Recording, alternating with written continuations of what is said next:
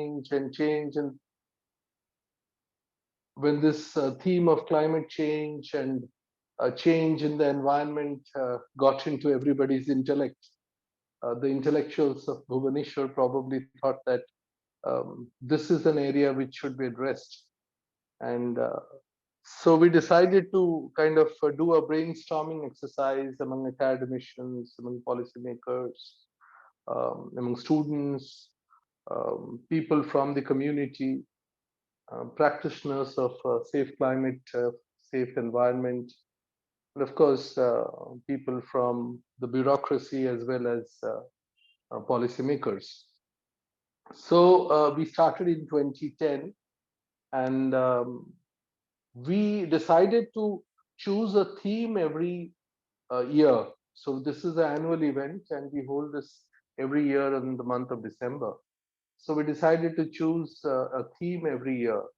Like we have had environment and climate change, we have had environment and mining, we have had environment and water resources, environment and Gandhi, environment and biodiversity, environment and pandemic, which was last year. And this year we have a theme based on environment and tribes. And since the last couple of years, we thought that to make things easier for us, we decided to collaborate with an institution. So for the last couple of years, we have been doing this. We had collaborated with the FM University in Odisha last year when we did the climate change pandemic. Um, and this year, we have collaborated with the Central University of Orissa, which is in southern part of Odisha in Koraput. So they are the hosts for the Environment Congress this year. We are starting on the 21st of December. It's a 3-day event, uh, the 21st, the 22nd, and the 23rd. So there are, we all know why we have, I mean, there's not much to talk about why we have picked up this subject. We all know that um, the tribes, the people, the tribal and the indigenous people um, are the are the natural um, beholders of nature and nature's resources. So we thought that their lifestyle is so much in sync with nature, but unfortunately, they are the first ones to get affected by the climate change without they having um, done anything wrong with the environment. So we thought that let's talk this issue with them first and understand from them what are their problems. Uh, and so Koraput, because Koraput, the southern part of Odisha, Koraput, is a completely tribal dominated district. These are scheduled districts. Today they are four districts which are completely scheduled districts and form the population of indigenous people over there. And of late, this region of Odisha, at one point of time, um, was considered to be the Kashmir of Odisha, and it's a beautiful place with lots of fauna, lots of flora, lots of forests, lots of greenery, and dominated by tribes, indigenous tribes, primitive tribes. Um, Out of the 24 odd primitive tribes that we have, they uh, these districts have a lion's share of those primitive tribes.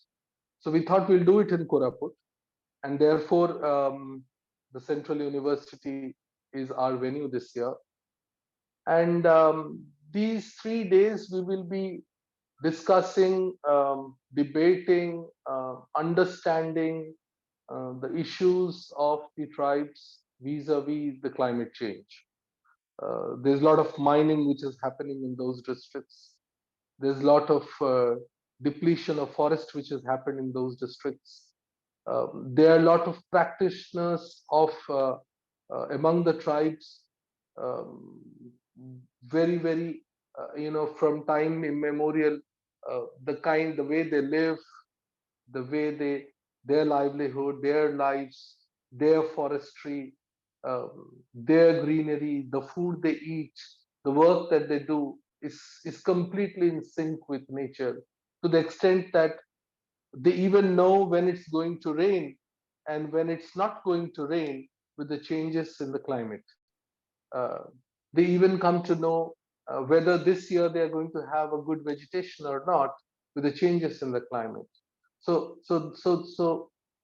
They are predominantly the people who own, who I would go on to say, who own the climate, um, the beautiful climate that they have there. And and so and so this year, while we were talking to, initiated and shared our discussion with Socrates, you were very kind enough to take up these two today and tomorrow, these two webinars. The whole idea is to, in our past experience of 12 years, this will be the 13th year, we have realized that all that we are doing is among the people of Odisha. We have been traveling to different parts of Odisha, discussing with lots of people, varieties of people from different work fields. But however, all that we are doing, or our knowledge, is probably not being shared with the rest of the country. So we thought that such webinars like today, or maybe the ones more to come, would actually let the rest of the country, people who are working in this field, understand, know about what we are doing, and we are also more knowledge about whatever is being practiced elsewhere. And we also want to conclusively do something. I do not, I mean, when I say this, our chairman is also here. um, he would highlight more on this, but we have realized that this is becoming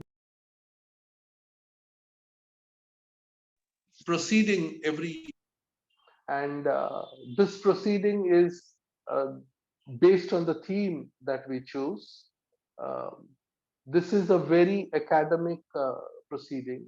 We can share all the 12 copies of the last 12 years. Uh, Similarly, we are coming out with a proceeding this year. It's like it's a knowledge. It's for everybody's library. But however, we have realized that the impact that we want to make after each theme, maybe would want to influence the policymakers. Maybe we would want to share our knowledge or the proceedings of the conference with people who are working on those themes. Maybe we would want to, um, you know, go start talking or debating or discussing with the governments. Maybe we would want to uh, bring about these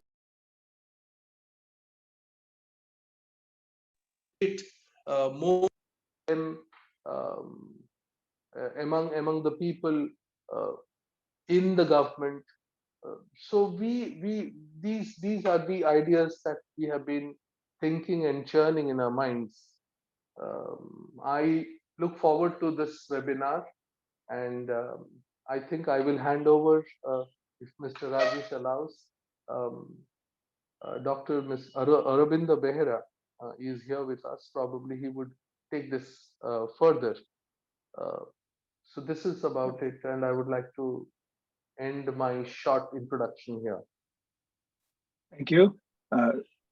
Please, Mr. Vera, Yes. your turn. Yes. Good evening, everybody.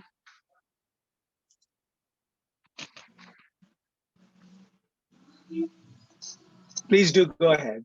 The floor is yours. Thank you so much. Mr. Bhrugu Baxipatra has already given the background of the Odisha Environment Congress, which has been a very important annual event in Odisha in general, and the forthcoming Environment Congress to be held at Koraput, uh, in collaboration with the Central University of Koraput, Odisha Central University, located in Koraput. This particular edition that is going to be held at Koraput is of immense importance to the organizers and all those who will participate in the Environment Congress in the third week of December. Already mention has been made about the importance of the indigenous people in conservation of environment. We have been actually discussing about environment, for quite some time. Much before Odisha Environment Congress started holding its annual event, environment has been a very, very important issue all over the world. But now of late, the environment issue has actually merged with the climate change issues. So climate change is nothing but an environmental crisis. It is an existential crisis for the planet, for the entire creation in the world, including the human beings. But sitting here in Odisha, we have been trying to raise awareness about environment and various other, issues like forestry, water resources, uh, sanitation, and so on and so forth. We even brought in Gandhi, uh, why Gandhi is so relevant today in the context of the need to conserve resources, change the lifestyles, uh, and uh, adopt a completely new paradigm. That is why Gandhi had been brought in.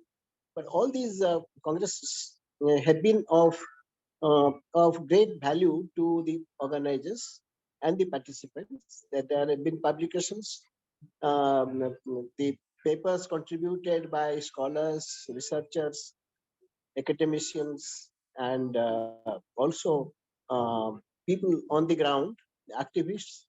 So they hopefully have been they have been a reference, important reference document for future researchers and policymakers. Uh, Tribes are actually an important part of Odisha's landscape, Odisha's demography. More than around 24% of the Odisha's population actually belong to different tribal groups, and they inhabit certain areas of the state, of which Koraput is a very, very important part, undivided Koraput. Koraput itself has 62 types of indigenous groups, 62 tribes, and a number of primitive tribes also. The people have been talking about, and anthropologists and sociologists have been talking about the symbiotic relationship between the tribes and their environment. Uh, the tribes, as Mr. Baxipatra has rightly pointed out, they didn't contribute to the environmental degradation, but they have been a victim of environmental degradation. And that process has been expedited by mindless actions, mindless activities of successive, human groups, especially government also playing a facilitating role in the degradation process. For example, mining. Some mining, may be considered to be inevitable and necessary, but the way mining has been going on in some parts of the state, that can be called extremely destructive and mindless. And the tribal sector actually also have been facing multiple displacements. because the river valley projects, the multi-purpose river valley projects, the large hydropower projects, irrigation projects, and also industrial projects actually have caused displacement of tribals, not only once, but multiple. The same group of people have been displaced multiple times. So, Bera, sorry to yeah. interrupt, but time is running out, so I just thought Okay. I No, would push you I'll along. finish in Thank you. 2 minutes. So all these issues will come. All these issues will come. The biodiversity, the conservation of forests, the necessity for conserving water sources. They are all kind of interrelated. Biodiversity conservation, water conservation, forest conservation, they're all interrelated, and being seen in the context of the area where the indigenous people inhabit, where they live in large numbers, will bring out certain insights which will be of use to the policymakers and researchers in the days to come.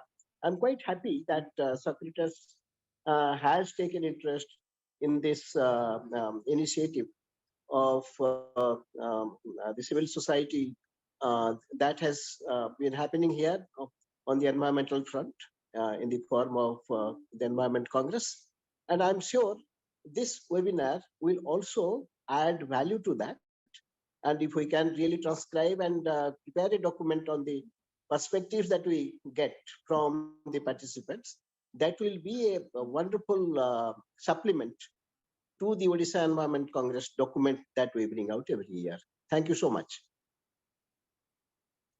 Thank you, Dr. Bera. Now I would like to invite Joshi ji. अब आपकी बारी है, कुर्सी आपकी अब.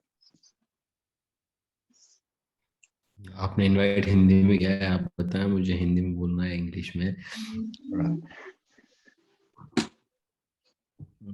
Thank you so much, secretaries, as well as Odisha Central University. When I went through the concept note, there is a wording, word put the three things: environment, tribes, and climate. Just in a single sentence, the environment and climate and every word is possible only and only because of the tribe community is there. Otherwise, it's not possible. बिल्कुल संभव नहीं, असंभव है. और आपने मुझे ground की बात बोलने के लिए कहा है. So the thing is important. Ground. I would like to start from our experience. मैं 25 साल पहले जब खेती शुरू किया था तो आदिवासी कम्युनिटी के साथ ही शुरू की थी, और हर समस्या का समाधान पे जब चर्चा होती थी तो समुदाय ये बताता था कि समस्या का समाधान समुदाय के साथ है. वागधारा का भी जो इनिशिएटिव हुआ, क्योंकि आप जब एक्सटर्नल एग्जाम्पल्स या एक्सटर्नल सॉल्यूशंस लेकर के आते हैं तो कभी भी सक्सेसफुल नहीं होते थे. अगर जर्मिनेशन नहीं होता, so we initiated the castor production. Castor का फार्मिंग की जब बात हुई, सो फोरकास्ट होता था और फोरकास्ट को बिलीव करके और सोइंग करते, सोइंग होती और एवरी डे इवनिंग में पानी आता, बह करके चला जाता. ऐसे होते होते 2-3 बार सोइंग वेस्ट गई. सो उस ग्रुप के साथ हम 12 किसान थे. ये तो वो हंसते हुए बोले कि आप रोज अखबार को पढ़ते हैं या रेडियो को सुनते हैं, उसमें फोरकास्ट आता है, उस ग्राउंड पे हम सोइंग करने निकलते हैं और 2 घंटे में बारिश आ जाती है. इस बार हमारा फोरकास्ट को आप बिलीव कर लीजिए तो 3 दिन तक का कि हम सोइंग नहीं करेंगे, आज बारिश आने वाली है. तो मुझे लगा कि ये रोज टाइम पास करते हैं क्या, मतलब मुझे लग रहा था ये टाइम पास कर रहे हैं एज यूजुअल. जैसे लोग बोलते हैं कि आलसी हैं, रात को लेट सोए होंगे इसलिए टाइम पास कर रहे हैं. तो कभी कोई बोल देता दारू पी लिया होगा, तो 4 दिन निकल गए. पूरा वीक मैंने कहा टाइम निकल जाएगा, सोइंग का time. The scientist, agriculture scientist asked me, you are not sensitive, the time is going on, sowing season चला जाएगा। So on the fourth day evening elder people asked me, कल सवेरे हम सोइंग कर सकेंगे? तो मैंने कहा, पूछा क्यों? कि आज हवा का डायरेक्शन अलग है, कल बारिश नहीं आएगी। वाकई बारिश नहीं आई, सोइंग बहुत अच्छा हुआ, 2 दिनों में सोइंग हो गई। व्हेन आई आस्क्ड हिम कि आपको कैसे पता चला, तो वो हंसते हुए बोले कि हम नेचर के परिवार के सदस्य हैं। हवा का आना या ना आना, बारिश का होना या ना होना, मिट्टी में मॉइस्चर होना या नहीं होना, कौन से पेड़ पे कौन सा पक्षी बैठेगा, कौन सा बीज कौन सी मिट्टी में उगेगा, ये हमको कोई यूनिवर्सिटी नहीं पढ़ा सकती। सेकेंड थिंग, किसी पेड़ के साथ कभी भी दूसरा example, we did a foot march, long foot march from 22nd September to 2nd October this year from South Rajasthan to Jaipur, 600 kilometre. 200-300 आदिवासी साथ थे, बहुत आनंद से चल रहे थे और बहुत क्लियर एजेंडा था, सोवेनिटी, हमारे आदिवासी की संप्रभुता को हम कैसे बचा के रख सकते हैं, उसमें जल की, जंगल की, जमीन की, जानवर की, बीज की और कल्चर की, और उस संवाद को वापस कैसे स्थापित करें। The dialogue, how we can strengthen the dialogue between the generation to generation, with the ecosystem, with human to nature, and with government or policy maker to the real custodian. So and tribal is the real custodian of the entire nature or climate or anything, who can say. So जब चल रहे थे तो पैरों स्वाभाविक छाले हो, तो 2 महिलाएं आई और बोली कि क्रीम वाले अलग लोग हैं, हम नॉर्मल वहां से पत्ती तोड़ करके उसका ट्रीटमेंट करते हैं। बोले कोई भी ऐसी बीमारी नहीं, वो बोले 1 दिन में ठीक होगा, और वाकई एक बार दवाई लगाते और वो ठीक हो जाता। जब उनसे ये पूछा गया कि तो बोले कि सुई पे बिलीव नहीं है हमारा, नीडल पे बिलीव नहीं है, बट बबूल, आई डोंट नो बबूल को इंग्लिश में क्या बोलते होंगे, बबूल का कांटा होता है, वो ज्यादा हमारे लिए हेल्दी है, वो ज्यादा सेफ है कंपेरेटिवली नीडल के, क्योंकि वो आयरन है वो। तो मैंने पूछा वो कैसे, तो वो हंसते हुए बोले कि ये रियल स्वराज है, क्योंकि निडल के लिए हमको मार्केट में जाना होगा, बबूल का कांटा तो हमको नेचर ने दिया है, हमको किसी के पास जाने की जरूरत नहीं है। So the thing is important, the real real sovereignty is with the nature, वो कम्युनिटी की अपनी अपनी प्रैक्टिसेस में है। when earlier speaker discuss about the what is the real problem, Congress में आप कम्युनिटी से जब पूछते हैं कि उनकी प्रॉब्लम क्या है, उनकी प्रॉब्लम तो कुछ है ही नहीं, वो तो रियल कस्टोडियन है। मेरे साथी भी अक्सर बोलते हैं, वागधरा टीम में बोला जाता है कि रियल कस्टोडियन अगर कोई है इस नेचर का तो आदिवासी है। सो प्रॉब्लम तो ये है कि उनके एस्पिरेशन को पहचानना, रियल एस्पिरेशन को पहचाना नहीं जाता, और वो जानती हैं, सरकारें भी जानती हैं, प्रैक्टिशनर भी जानते हैं, बट द सिविल सोसाइटी हो, मतलब डेवलपमेंट प्रैक्टिशनर हो और सरकारें हो, अगर वो उसको समझ जाएंगे तो उनको काम करना, या तो काम करने की जरूरत नहीं होगी या वो काम कर नहीं पाएंगे, क्योंकि उनके सॉल्यूशन तो उनके पास है और वो उन रिसोर्सेज को यूज नहीं ले पाएंगे। The challenge is the ultimately they want to use the resources, they want to use the market. In the current days, the biggest challenge, the entire market is exploring the tribal area for the food farming, even then they are using their culture for their business. That is the biggest challenge in the coming days.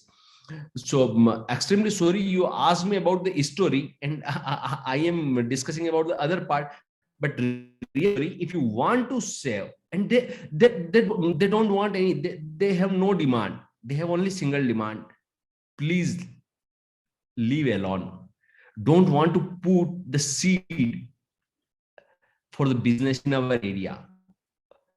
मोन्सेंटो पूरे देश में एक, मुझे नहीं पता आपके यहाँ permission है या नहीं किसी कंपनी का नाम लेने का, बट मैं तो ओपनली बोल रहा हूं, पूरे देश में एक साथ हर ट्राइबल मिनिस्ट्री के साथ हर स्टेट में हाइब्रिड सीड का डिमोन्स्ट्रेशन प्रोग्राम लगवाता है।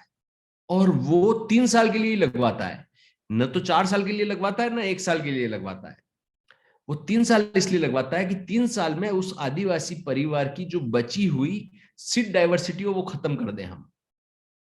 और 2008 से लेकर के उन्होंने ऐसा प्रोग्राम 2-3 बार रन किया। वो फर्टिलाइजर भी प्रोवाइड करते हैं ताकि उनकी सोइल की हेल्थ भी मर जाए और उन पर डिपेंडेंट हो जाए। बट फॉर्चुनेटली आपने ग्राउंड की स्टोरी कहा है, यही स्टोरी है कि इतना पैसा, इतने पॉलिसी मेकर, इतने एक्सटेंशन वर्कर होने के बाद भी they can not destroy the diversity in the tribal area. That is the fortunate part. इतने पैसे वाले, इतने इनकम वाले, इतने बड़े बड़े वकील होने के बाद भी नियामगिरी उनके हाथ में नहीं आया। कठिन है। जोशी जी, ये बहुत अच्छी बात है, मगर आपके सिर्फ 2 मिनट बचे। मैं बिल्कुल, तो मैं लास्ट यही कहना चाह रहा हूं कि द थिंग इज इम्पोर्टेंट। हम ग्रास रूट की स्टोरी ये है कि किसी भी आदिवासी का पहला एग्जाम्पल है, वो सोइल को छोड़ के नहीं जाएगा, वो सोइल के साथ हमेशा बंधा हुआ रहेगा। वो किसी भी चीज की स्केर्सिटी नहीं होती, फूड की स्केर्सिटी नहीं होती। And last, if you talk about the food is the basic thing. एक अलग स्टोरी के साथ शुरू करूंगा मैं। आईडीएस ससेक्स लंदन ने वागधारा के साथ एक रिसर्च किया था 2018 में, फूड और न्यूट्रिशन सिक्योरिटी को लेकर के। और हमने ये कहा था कि they have their own treasure, they have their own solution for the food and nutrition security. Only thing is the have to identify.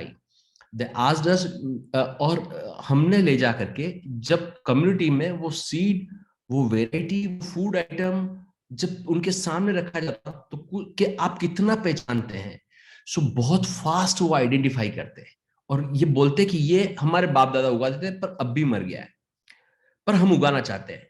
इन 4 सालों में माइनर मिलेट या जो छोटे धान थे, इवन देन लीफी वेजिटेबल, वो वापिस आया।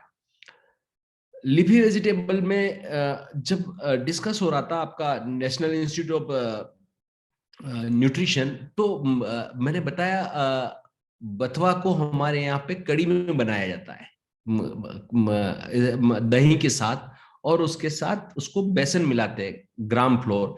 सो he asked me exactly, otherwise that iron content can not B observed by the body, इसीलिए उसको दही के साथ मिला करके और खाया जाता है। बट अनफॉर्चुनेटली अर्बन एरिया में कोई नहीं जाते। सो वो उनको कल्चरली मिला हुआ था कि जो आयरन रिच आइटम है वो हमेशा किसी विटामिन सी के साथ एब्जॉर्ब करा करके या प्रोटीन के साथ मिला करके उसको फूड आइटम होता है।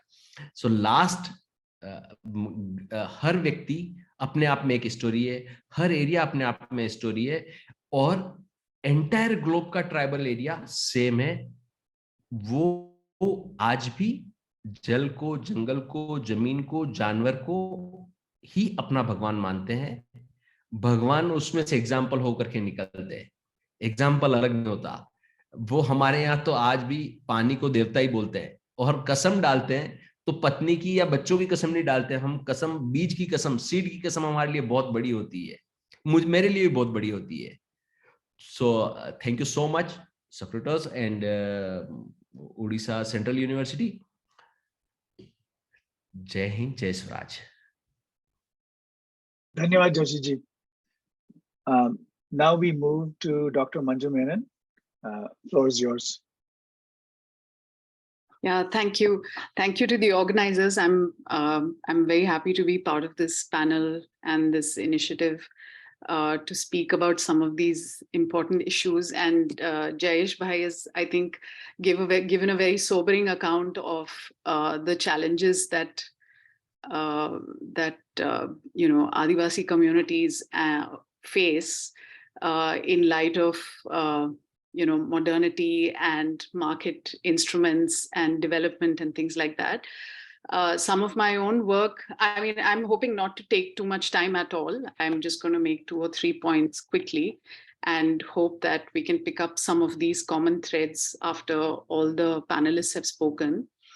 I think the important point that he mentioned is the importance of land for Adivasis to practice their culture. I mean, it's almost inextricable that Adivasi cultures can be practiced only with respect to land.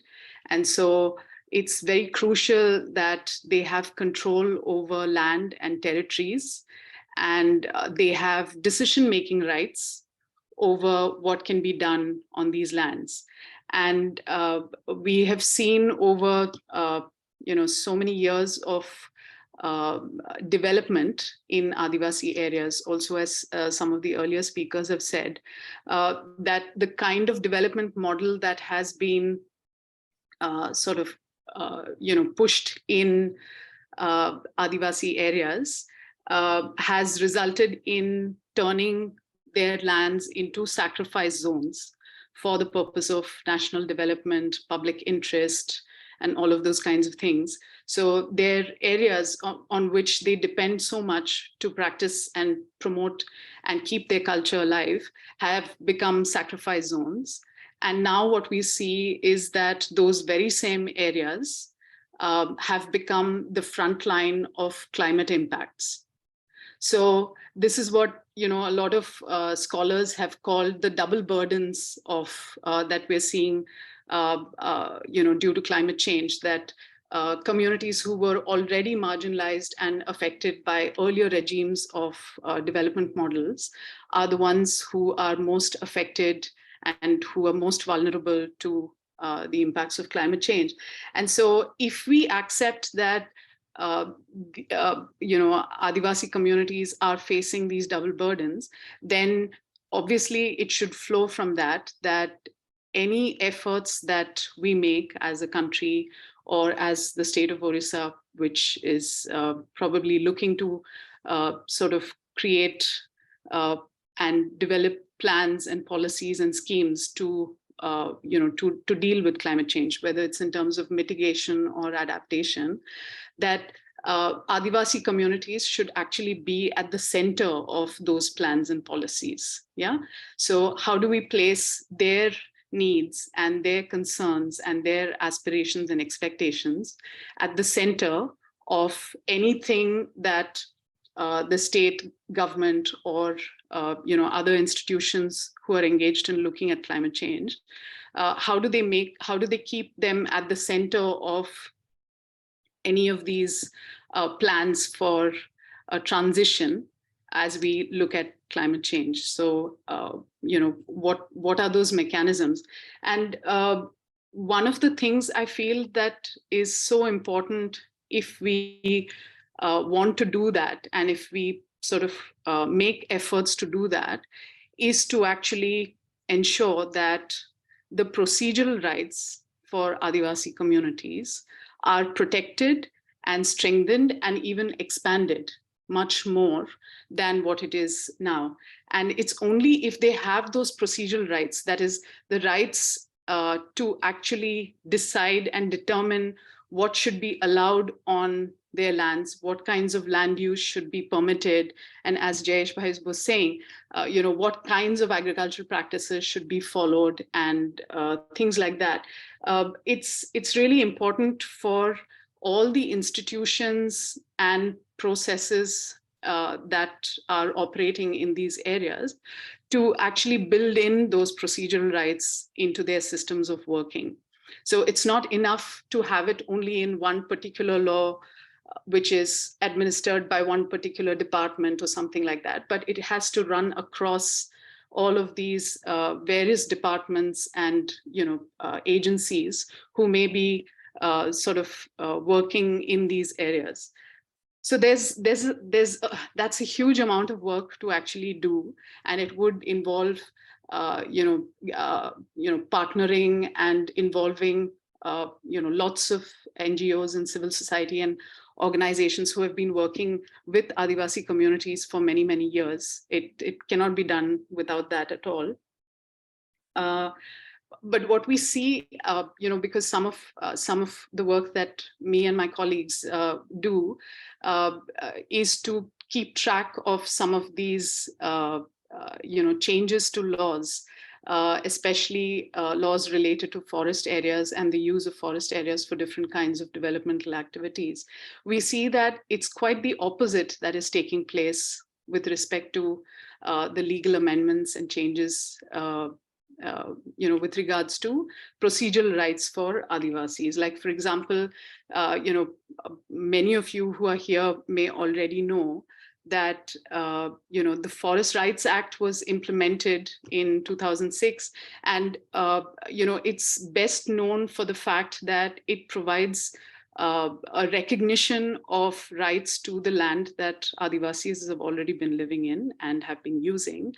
But equally important is the fact that through several Supreme Court judgments and legal interpretations and legal amendments and things like that, it also became possible to provide these very important consent clauses within certain, forest approval procedures, so that Adivasi communities can actually decide through their Gram Sabha, which is the institution that is constitutionally recognized, institution in Adivasi areas. So for Adivasis to decide through the Gram Sabha whether certain kinds of development projects should be allowed in their forest areas or not. But it was through a lot of struggle and lot of legal work that that this particular consent clause became incorporated in law. And now what we see is recent changes have resulted in those laws, because of which that consent clause has become very ambiguous and vague. And so, we've ended up having to go back to a situation where we're again left asking questions about whether those consent clauses still remain in law. And if they do remain, who should be providing the space for those consent procedures? Should it be the central government or should it be the state government? So this, in a way, is a rollback, or is a sort of a falling back on the process, when actually these consent clauses had been incorporated in law quite clearly. Through 2 minutes, just so you know. Yeah, of so many people. So this is, I just wanted to, these are the only points I really wanted to make about the importance of procedural rights and expanding that space of procedural rights so that Adivasi communities can actually determine what their lands and their regions should be used for. Thank you, Dr. Menon. I will now go on to our final speaker, and that's Dr. Sudhir Chellarajan from IIT Madras. Thank you so much, Rajesh. Can you please tell me how much time I have for? 10 minutes total. 10 minutes, okay.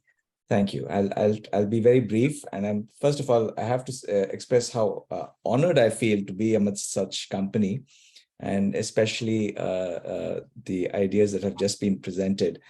Can I share my screen, Rajesh? Is that okay? Should be able to, yes. Let's see. I'll just. Yeah, it's at all participants, so I think Chella should be able to do it. Are you able to see the full screen, or?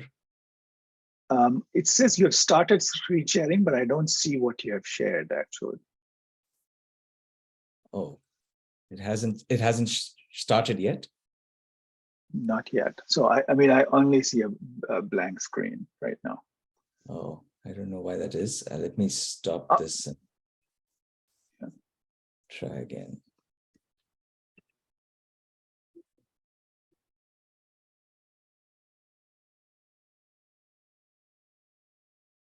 Still no, right? It's no. Okay. I'm so sorry. I don't know why this is. I'm trying 2 screens, so maybe that's messing things up. I'll try one more time. Yeah, now we can. All right. So Let me quickly go through these slides. This Worli painting, by the way, is from students from my department, our ME program at IIT Madras. And it's very, timely to have that for this event. I also want to sort of say that most of these slides are from a very large group of people. And I'm going to go through them quite fast. I know I only have 10 minutes or maybe 9 minutes left, but there are, there's a narrative that I'll try to sort of speed through. Yeah. So let me start with this point. When we talk about ancient civilizations, we have,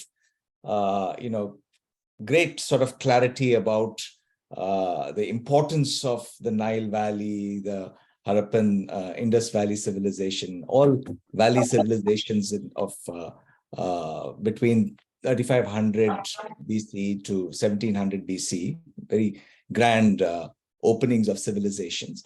But we forget that the bulk of humanity, most of 40 million people lived elsewhere. And they lived perfectly happily elsewhere. And that's a very important forgotten fact. And this was true until about 1500 just 500 years ago, is even more forgotten, right? So that's something that has only kind of remarkably come to light by historians, broad group of people. James C. Scott is a very important figure in this, and so on. So, and this is one of those things that people conveniently gloss, especially in popular renderings. So we hear about the Egyptian empire. Nobody really focuses on the fact that this was a highly hierarchical society based on a very important geographical condition, that tribes could be sort of trapped near the Nile Valley and sort of kept there for centuries because they couldn't escape anywhere, and there were other kind of conflicts that they created, and a very hierarchical society was very carefully built up to maintain this. And most people who managed to stay away were happily living elsewhere in Africa. Africa is a huge continent, as you know. Right? So it wasn't that this was the only place where food was grown and where things were improved. In fact, people were worse off on average.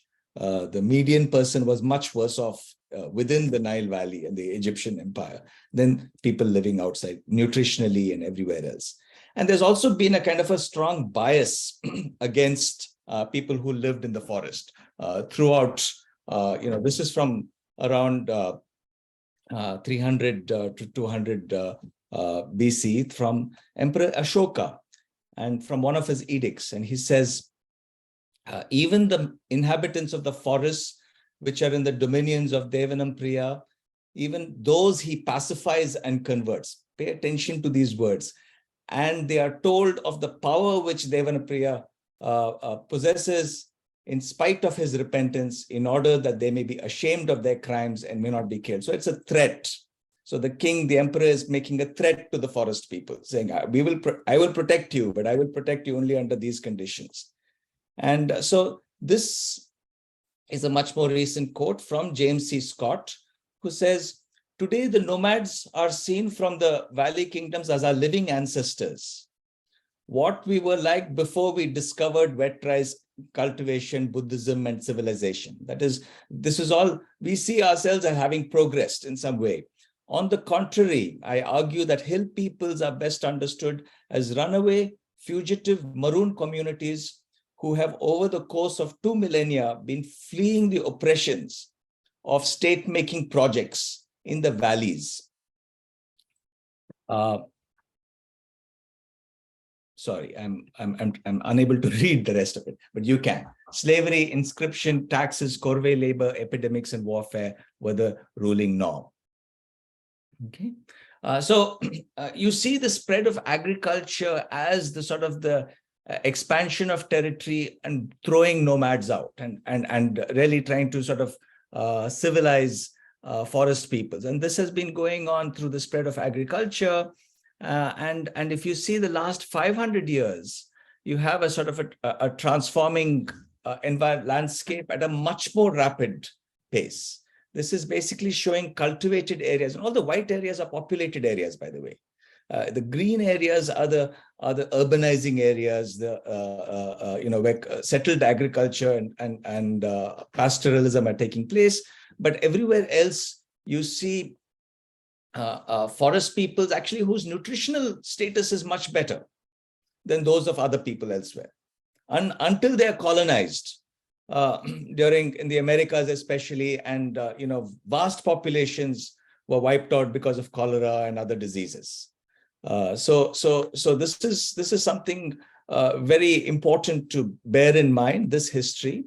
And if you see today, the large parts of the world have been urbanized, and these aren't just cities. To talk about just the centers of these dots are what we call cities, but it's really what geographers are calling extended or urbanization, suburbanization, peri-urbanization, and so on.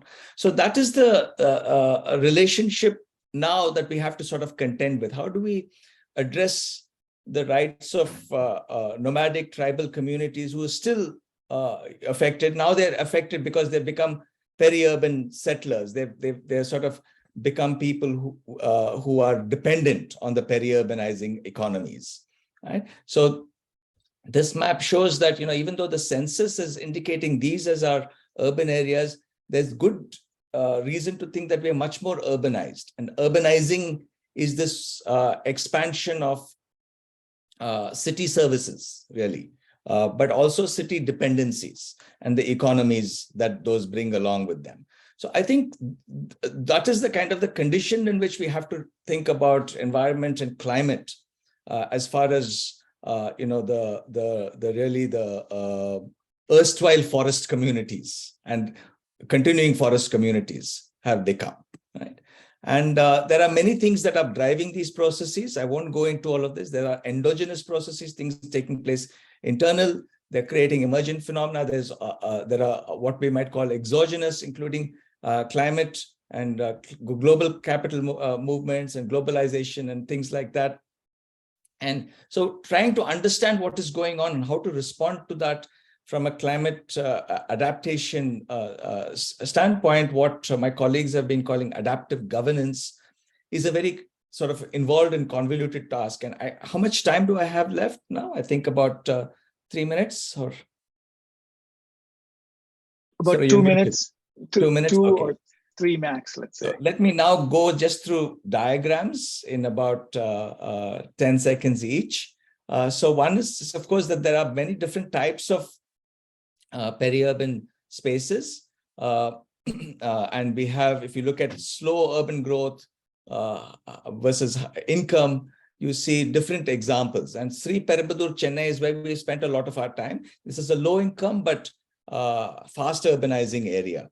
And this is related, this is a context in which we've looked at it, sort of an expanding context of Chennai, Greater Chennai. And Greater Chennai, of course, grew out of its own history some 300 years ago in Fort St. George. And but we start to see challenges across the whole landscape. And we see, if you think about a landscape upstream, downstream kind of situation, you can see an example of how you can try to be technically smart and clever, but you end up actually undermining any kind of resilience. You break through fragmentation and various other things. You create inability to actually cope, and you only have your firefighting in these peri-urban settings.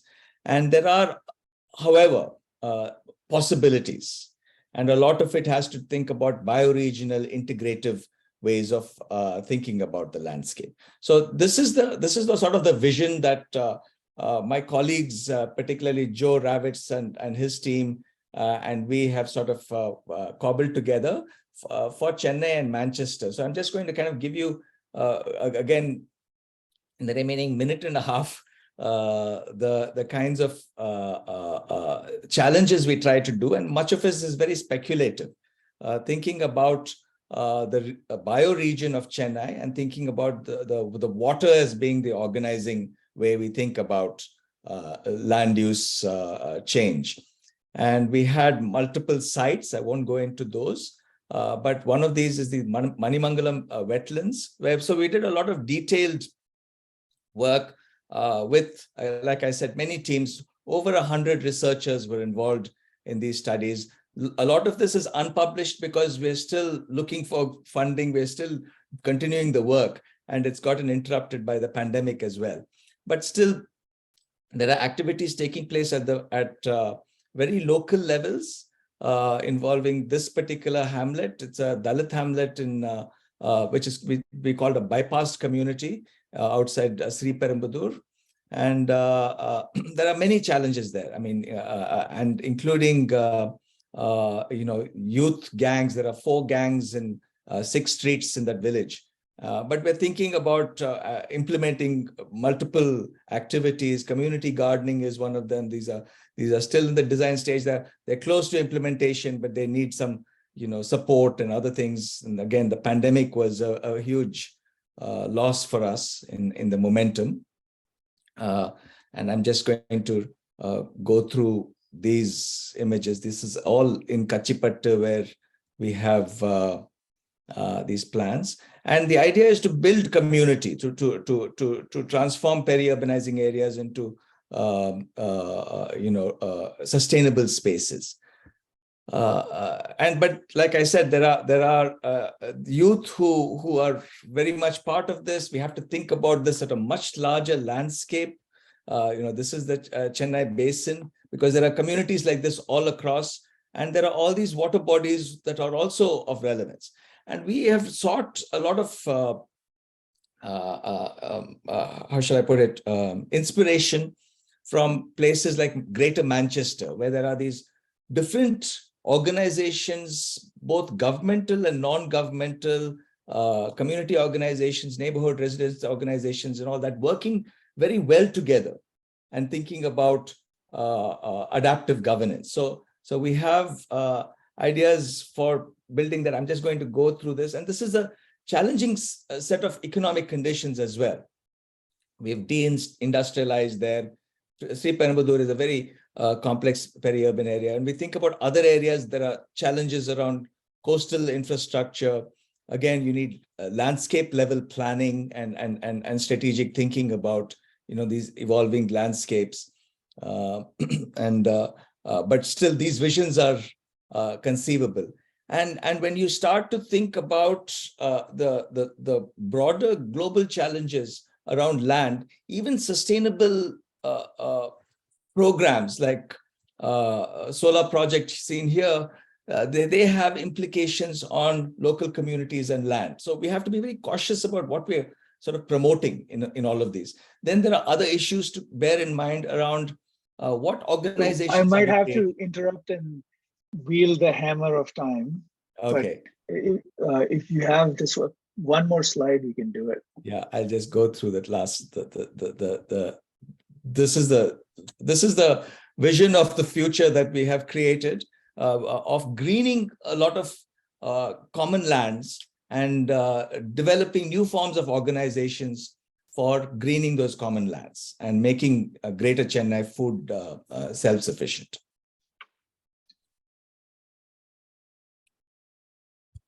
Thank you, Dr. Rajan. And stop there and stop share as well. So thank you.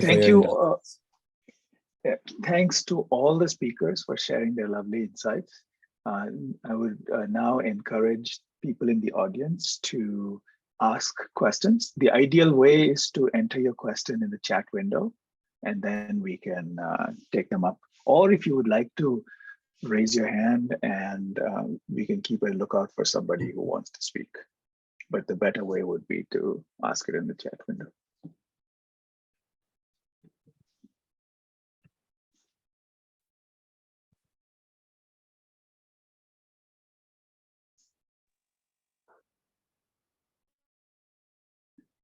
I also actually encourage the speakers to ask questions of one another if there are any.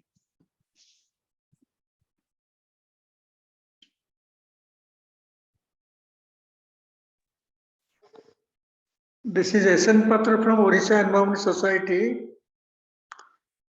Please go ahead, Mr. Patra. I just want to know if the tribals are taken as the natural trustees of the forest, who are the custodians of the species growing there. IUCN now makes a long list of red listed plant and animal species. In this account, on this account, what we are going to think about adivasis. Generally, for mine and other development activities, they fall victim because they have to be displaced. But in my view, they are the custodians of the species. We are losing the gene bank at a faster rate. This is my question.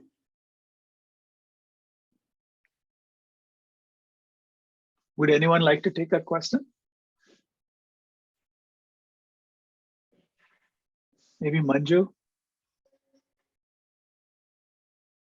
Yeah, I was thinking more like Jayesh Bhai because he was talking about these indigenous varieties of, one of the interesting things I feel about how, Adivasi communities manage their landscapes is that they don't necessarily make a distinction between farms and forests. It's almost like a fluid,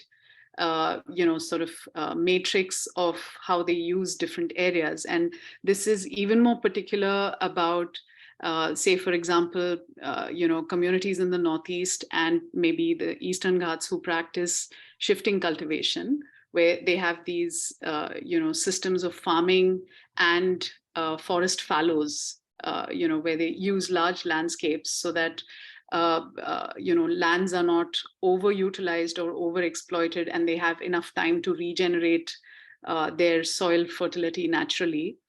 I feel this is an important question, actually, and even in the context of climate change, this has come up that, if the impacts of climate change continue in the manner they are being seen, particularly in certain areas, then there is a likelihood that a lot of the diversity will get affected in many ways.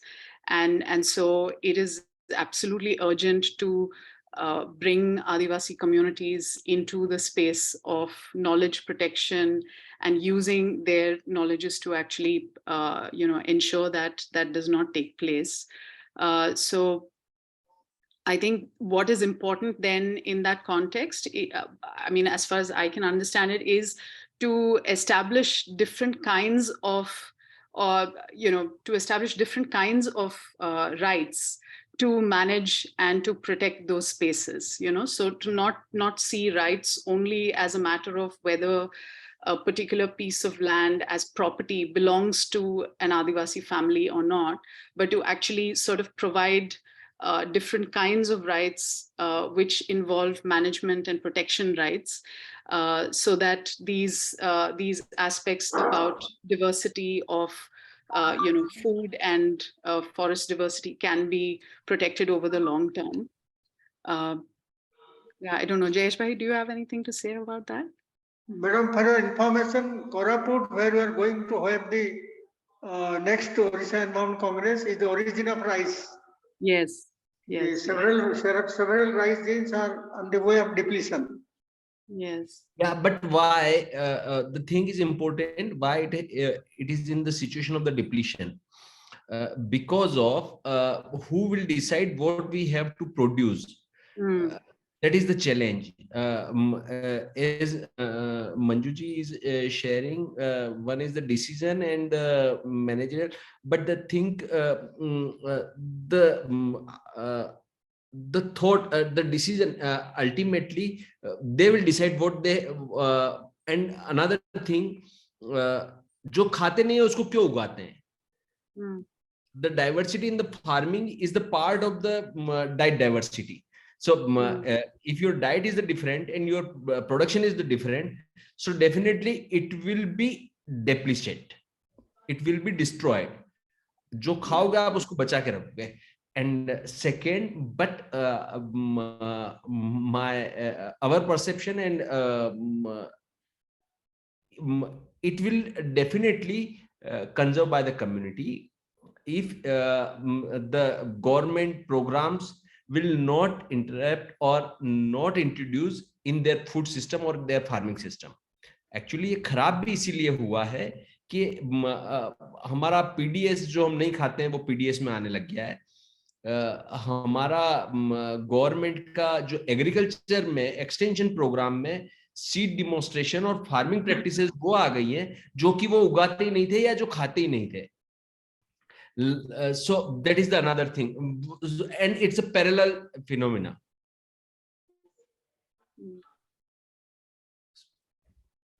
Good evening. This is Dr. J.K. Panigrahi from Odisha Environmental Society. Dr. Asen Patru was speaking. I would like to add one for the point. In the face of so many environmental challenges at the present juncture, what ecologists and other experts in the field they are suggesting to go for nature-based solutions. So Adivasis and tribal communities, I think they are the best examples to find out nature-based solutions to our problems, maybe pollution, climate change, or loss of biodiversity, and many other challenges. But unfortunately, in our agenda of conservation, very often the tribal communities inhabiting within natural forest areas or ecosystems, they are being evicted. And what we learn, they are having a very intricate relationship with the natural ecosystems or the forest ecosystems. They take care of everything. While their livelihood, their whole life, their culture, everything intensely connected with the natural ecosystems or forests, they are not causing that sort of harm. Rather, we have to learn many things from the tribal communities, indigenous people, so far conservation of nature is concerned, ecosystems are concerned. At the level of policy matters, conservation initiatives, why we are not giving that much of emphasis to these things? Even today, these tribal people, they are not going to any doctor for curing their diseases. They are getting their own elements or relief matters from the nature itself, from various roots, leaves, fruits, plant materials, all sorts of medicines they are getting. So considering their whole lifestyle, in making their houses, they are not destroying anything. No factories, in fact, required for any Dr. Panigrahi, product. may I Yeah. request you to shorten That's your all. question? That's all. That is my question. Yeah. So we can take best examples, tribals as best examples. So far, nature-based solutions are concerned to the most challenging problems. So far, environment is concerned. Okay, thank you. Thank you. I don't know if someone else wants to add to this. Otherwise, we can move to a new question. If there's somebody in the audience, yeah. So I'm just going to read this out. This is from Kavana. In many of the regions, especially in Western Ghats, the forest fringe tribals are shifting over to commercial farming from the traditional crops. One reason being losses due to wildlife, and other due to the big income these cash crops bring in. So what could be the future prospects of something, of these shifts? So I'm assuming that either how to avoid it or what's going to happen. Who? Joshiji? Yeah, definitely. So who is thinking the shifting? वो समस्या उनकी है या हमारी है? Question करने वाले की समस्या है या आदिवासियों की है? And if they have a problem, so what is the problem? And who is influencing for the crop shifting? If the agribusiness word or Lakpati Kisan word is influencing that word to them, so that is the problem. If they are, and last important, the traditional crop, definitely if the tribal area, so their uncultivated food and traditional crop is there, it cannot be shifted. वो रहेगा उनके साथ. Wildlife, उनका food basket change होने पे ये problem हो सकती है. But who is influencing? Government programme, market, or it's not proper word, I think Professor Rajan can correct me, civilization, or it's not civilization but more or less near about, वो उनको influence कर रहा है, या development actors, because of, I don't know, Kawana, you are from a organization or any development agency, certain development organizations is using the Lakpati Kisan word, the progressive farming and agribusiness. So agriculture cannot be a business, food cannot be business. So अगर वो आप business के context में देखेंगे तो challenge होगा, वो culture है. एंड ये इसलिए होता है कि डायलॉग हमारा डे टू डे रिड्यूस होता जा रहा है. अगर डायलॉग होगा फैमिली में कि उस क्रॉप से कॉमर्शियल फार्मिंग कभी भी वाइबल नहीं हो सकती है, क्योंकि वो कॉमर्शियल है, जो उस पर ट्रेड करेगा वो उसी के लिए वाइबल है. So farmer can not be fulfil their pocket with the commercial farming. It's a basic principle. Commercial farming हमेशा ट्रेडर को बेनिफिट देती है. So who is influencing them? That is the thing. I think can I respond your Rajesh ji? हो रहा है, हो रहा है. Yeah. So Kavanam just mentioned they are a research scholar from Bangalore University. So working with tribals in Kudremukh and BRT. So yes, you have to dialogue with the tribal. What is their aspiration and what is their problem? Usually, if you are thinking with your lens, that is the problem, that is the challenge. And if the tribal have the problem, so they have the solution. Definitely they have the solution. We can find the solution or we can identify the solution with them. Any other inputs to this question?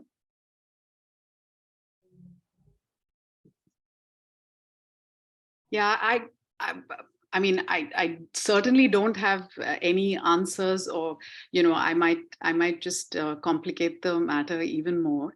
But I feel like a lot of these questions are quite difficult to talk about if we don't want to get into the there's a slippery slope of deciding for other communities how they should live, or what their future should look like, or what should be their relationship with modernity, or markets and things like that. I feel that's the reason why the procedural rights space is so crucial, so that it actually provides communities the security and the space to take these decisions by fully understanding the pros and cons of the various decisions that they make over a long period of time. I certainly don't want to think that Adivasi communities have a particular kind of orientation to development or questions of development. They're not at all. I mean, I don't think we should think about them wanting to always live in the traditional way, or that they want to be unchanging in their approach to life and questions of economy and politics and things like that, because we actually live in a country where Adivasi communities practice economy and politics and all of that stuff with a lot of interest and enthusiasm. I mean, we know about what happened in the elections in Gujarat, right? So, I mean, there was a lot of discussion about what are the kinds of issues that Adivasi communities in Gujarat face, and whether whether that would impact their political choices in any way or not, and things like that. So clearly, they have, Adivasi communities do have very clear ideas and views about how they want to live their lives and where they want to go with. But I feel that the point at which it becomes difficult is that we can't actually burden them with issues of forest protection and forest management and environmental protection and things like that, because they can't do it unless they're given the space and the security to take those decisions over the long term. I mean, landscape level management is not at all an easy issue, particularly if you're also dealing with, the prospects that there are mining companies interested in the same landscapes, or as Jayesh Bhai said, there are agricultural companies waiting to take over a lot of the knowledge about seed diversity and things like that. So I feel that somehow what helps me think how the way I think about it is to create that space for procedural rights, so that they can actually engage in those dialogues and discussions within their communities to decide, what kinds of, what should be their relationship with the larger economy, and with, what should be their role in it.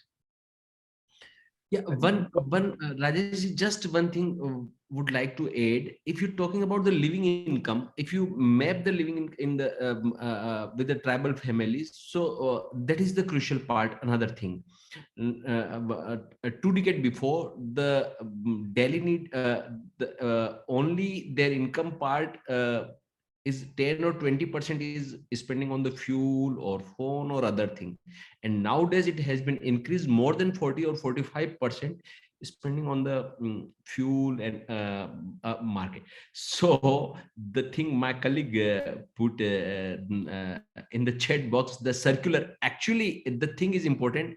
The circular economy is the basic pillar of the tribal lifestyle. So all problem happen started from there, and I agreed with the Manjuji. We cannot put the everything with them, the forest conservation, or but we can find the appropriate way between the changes in the coming days. Like usually हमारे वहां पे बोलते हैं 5 प्रकार के species के 5 पेड़ जो हमारी सोवेनिटी के, जो हमारी फूडर और फ्यूल की कंजर्वेशन हमारे साथ होते हैं, और जो हमारे ट्रेडिशनल हमारे साथ जुड़े हुए हैं. एक लास्ट एग्जांपल, जब मैंने किसी आदिवासी परिवार में जाके पूछा कि आपको आम कौन सा अच्छा लगता है, ग्राफ्टेड या जो हमारा पुराना होता था वो, तो उन्होंने कहा कि जो पुराना होता था वो. मैंने पूछा क्यों, बोले कि उसमें फ्रूट 2 साल बाद आता है, कोई बात नहीं, पर हमारे 3 पीढ़ियां खाती हैं, और ग्राफ्टेड को मैं 1 पीढ़ी में भी खत्म कर देता हूं, क्योंकि वो 20 साल के बाद उसकी एज खत्म हो जाती है. सो वो उनके लिए इंपॉर्टेंट नहीं था कि वो पेड़ खत्म हो जाता है. उनका चैलेंज ये था कि वो जो स्पीसीज है वो मेरे आने वाली पीढ़ियों को कैसे पता लगेगा कि उस आम का टेस्ट क्या था, उस आम की वेराइटी क्या थी, क्योंकि वो तो मेरे सामने ही खत्म हो जाएगी, और अगर लंबा चलने वाला है तो so we have to identify the appropriate techniques between the market and in nowadays. Thank you, Jayashree. Dr. Rajan, I think you had a comment in the chat, so maybe you can say more about that. No, it was just in response to something I think Manju was saying earlier, and around these challenges faced by Adivasi communities. It's not like they are not immune to the market. It's not like they are able to kind of find the perfect lifestyle, or continue something which was, I mean, whatever it is, some of them have also been displaced. So a whole series of changes are also taking place. And think about the Irulas, for instance. There's a lot of churn going on around Tamil Nadu, Kerala, and so on. And they've their lifestyles and their landscapes and everything else has also changed. So, thank you. I mean, these are very difficult questions because, as like us, tribal communities are also in a very fast-moving ecological and economic environment, and we can't deny any community its agency in this. But at the same time, of course, we are all also going to suffer from the consequences of climate change and other environmental global issues of these kinds. Joshi ji, कुछ कहना है आपको? पूछना है मंजू जी से अच्छा, मेरा पूछिए. because you are from the policy side. So do you think the policy is affecting on the all this scenario कि market influence कर रहा है या और पैसा can be a solution या पैसा से आशा हम छोड़ दें? Because I believe पैसा cannot solve the entire problem. पैसा can help, but so policy, हम तो बोलते हैं policy effect करती है, हम बोलते हैं अगर हाँ तो कैसे उसको रोका जाए? नहीं, ये तो बहुत जरूरी क्वेश्चन है. आशा तो बिल्कुल छोड़ना नहीं है. अगर वो छूट जाएगा तो मतलब ये सब बातें करने का मतलब ही नहीं है. बट आई फील कि definitely I don't think we can depend only on policy. अगर हम like even if we look at the Forest Rights Act as a good example, कि there were lots of debates कि Forest Rights Act आने से या उसका इस तरह से डिजाइन होने से क्या आदिवासी लोगों के प्रॉब्लम्स खत्म हो जाएंगे कि नहीं. I mean, obviously खत्म नहीं हुए हैं. In fact, बहुत से नए प्रॉब्लम्स खड़े भी हुए हैं. But at least it becomes a sort of something that gives strength to raise questions and issues with the understanding that there is something in the law that is protecting that will protect the rights of communities. But obviously these kinds of laws have also faced a lot of impact because of the demands of the economy. Like, for example, I think post-COVID situation में mining का importance और भी ज़्यादा बढ़ गया है because there are those issues and those demands on the economy. So clearly, I'm not saying that law and policy can help on its own. उसका किस हद तक implementation हो सकता है और how are the states, and I feel like this is an important discussion to have because this is also in the context of Odisha's issues. Like the Odisha government has made Forest Rights Act implementation a huge priority. Though it also depends from state to state how the government at the state level is willing to give this priority and deal with it. Obviously, national level पे it will be very uneven. कुछ जगहों में होगा, कुछ जगहों में नहीं होगा. But I think the importance of law and policy, I feel, is कि in places where all of these forces can come together, the implementation can lead to some good results. Thank you. That was a diplomatic way to end what I think would be a very long conversation. But we are running out of time. There is one question in the chat window which I urge the speakers, if you have an answer to it, but it's an empirical question about how well indigenous communities know about climate change. So please do answer in the chat window. But in the meantime, I would like to invite Mr. Baxipatra to say a few closing words.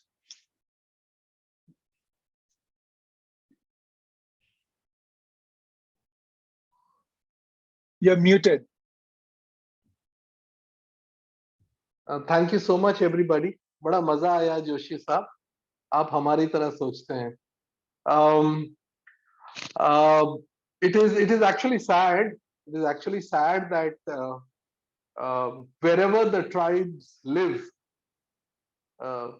nature has endowed those regions with lots of resources. And very pertinently, when we have chosen Koraput to be the venue for this Congress, you should be knowing, all of you, I'm sure all of you know, that Koraput has 65% of Asia's bauxite deposit. See, all the all the bauxite, aluminum companies all over the world are there, starting from Nalco. And like Dr. Patra said, the first grain of rice was probably found there, and again by the tribes. And it's also sad that 82 varieties of rice is now patented by corporations from America. So if I have to find, or if you have to look for a particular variety of rice, you'll have to go to Manhattan and not find them in Koraput anymore. And it's very strange that all the things that we are supposed to conserve, and now when we are discussing climate change and environment so much, and it's such a big buzzword, the minerals which are to be conserved are in Koraput or in the tribal regions. The forests, the highest deposit of forest at one point of time are always in the tribal areas, were in Koraput. The most indigenous species or varieties of primitive tribes are in Koraput. The flora and fauna, the best of the lot, are in Koraput. So it's like Koraput is a laboratory which everybody should come and see what is exactly happening here. So I would invite all of you here who are not from Odisha to please visit and to please participate in this Congress. Especially, we are looking at the participation, and I take this privilege of inviting especially Mr. Joshi and Dr. Menon to please come down and be a part of this Congress, because like we are looking for a policy which will conserve the minerals, the forests, the indigenous tribes, the flora, the fauna, or her aapas mein lad rahe, and everybody is fighting among each other because of they are not the reasons. The reasons are all foreign reasons. Reasons are all the government. Reasons are the corporations. So ये बड़ा लड़ाई है. And I think, like Dr. Menon said, that there has to be a space for engagement of the tribals for them to decide what is good and bad for us. I think वो space बनाने के लिए भी एक policy चाहिए. आज तो उनके पास space भी नहीं है. So this is wonderful. I hope we could have had more participants from Odisha Environment Congress. I think everybody is busy in the preparations. I'm so sorry. But thank you so very much. And like Dr. Arabinda Behra at the initial beginning of his speech said, I would like to repeat that if we can have a transcript of whatever we discussed today, and somebody from Socrates or some elite speaker from here, if you are deciding to visit us, a paper presented by any of you with whatever we discussed today or whatever we are going to discuss tomorrow can be presented. It will be a great insight for all of us and will be an add-on to the progress of the Congress. And we look forward to multiple new avenues of discussion to conserve the environment and the tribes. Thank you so very much. Thank you so much, Mr. Rajesh, for giving this honor and for bringing all of us together. Thanks a lot. Thank you, Mr. Baxipatra. So before I close, so a couple of things. We have another webinar tomorrow. I invite, of course, all the speakers. अभी तो जोशी जी के साथ मुझे लगा लड़ाई अभी शुरू हुई है, तो I feel like we need a couple of more arguments to make this lively. So I hope we get many more opportunities, but definitely tomorrow you're all welcome to rejoin. Do register if you haven't done so already. I also want to thank many people who were instrumental in making this webinar happen. My colleagues Devjit Mitra, Smriti Tiwari, Prachur Goel, Sharanya, Shivika, Sanskriti. This was a team effort, and so I really do want to acknowledge their immense labor in making this happen. And we will be back tomorrow. So Rajesh, Rajesh, can I intervene and thank Devjit? A special thanks to Devjit. Thank you. Thank you, Bhrugu. So, thank you everyone for coming. We as was mentioned, this has been recorded, so we will synthesize the insights from this, and we will be presenting those in the Congress and making those insights available to the public as well. Super. Thank you so much. Good night. Thank you. Thanks, everyone. Good night, everyone.